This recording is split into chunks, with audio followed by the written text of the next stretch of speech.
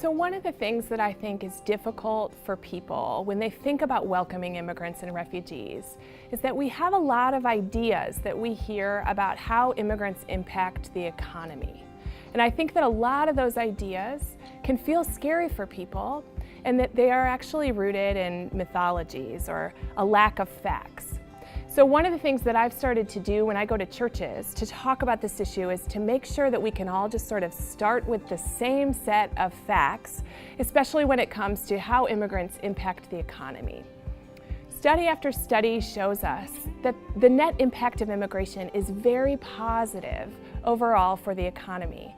And we can talk about the specific ways that that shows up. But I know one of the fears that many people have is that immigrants are somehow coming to the United States and they're stealing jobs from American workers, which is a legitimate fear that people have, but the studies show us that actually the opposite is true.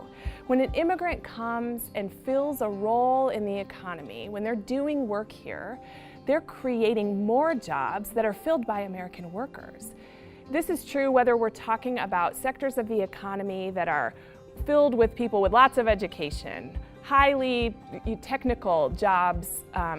Those create jobs for American workers. In fact, the statistic tells us that 1 in 10 American workers works for an immigrant who's the owner of their company.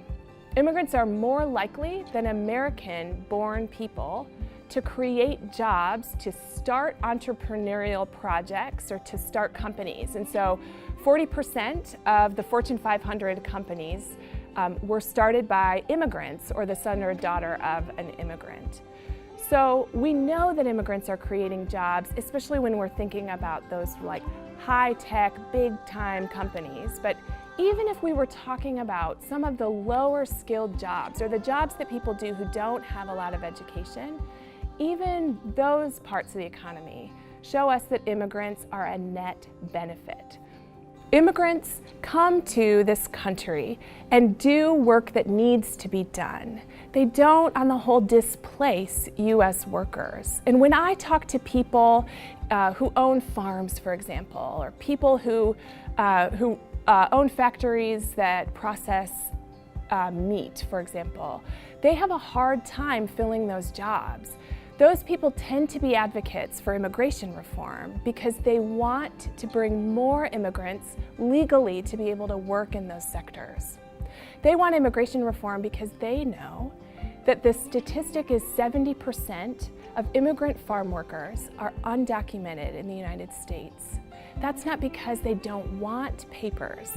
That's because the federal government doesn't give enough visas to allow them to be here doing their jobs legally. Everybody benefits when there is a legal workforce on America's farms and in America's meatpacking industry and in some of these jobs that are hard to fill. But when those people aren't afforded a legal opportunity to work, we all share in what makes for a precarious industry in farming and in meatpacking. So the truth is that immigrant workers aren't stealing American jobs, they're creating American jobs, that unemployment goes down when immigration goes up. Another myth that I often hear is that immigrants don't pay taxes. And actually that's very much untrue. Every immigrant pays similar taxes to US-born people. They pay property taxes and sales taxes, they pay a tax when they fill up their gas tank. But immigrants also get money taken out of their paychecks every week, just like you or me. Even undocumented people. And one of the ways that we know that is because the Social Security Administration can tell us how much money comes in every year from people whose names and Social Security numbers don't match each other. Many of those people are undocumented immigrants. And the amount of money that they are paying into our Social Security system, which they'll never be able to see a benefit from, is in the billions of dollars every year. So most immigrants who are undocumented are paying every week into systems and structures that benefit all of us in this country through taxes. Immigrants pay taxes. And the last myth that I often hear people talking about is this idea that immigrants come to the country to take advantage of our welfare system. It's important that people understand if you're an undocumented immigrant in this country, you cannot access welfare. There's only two public benefits that you can access if you are undocumented. The first is K-12 public schools. So we don't ask for Social Security numbers when kids sign up for school in this country. And the second is emergency medical care. We don't ask for your Social Security number if you're having a heart attack at the emergency room. But that's all. So undocumented people don't get food stamps and they don't get welfare checks.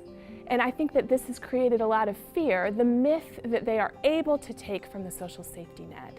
The truth is that even people who come to the United States legally have to be able to show that they won't need a social safety net before they can even come. For at least 5 years, they need to be able to show that they will be financially independent.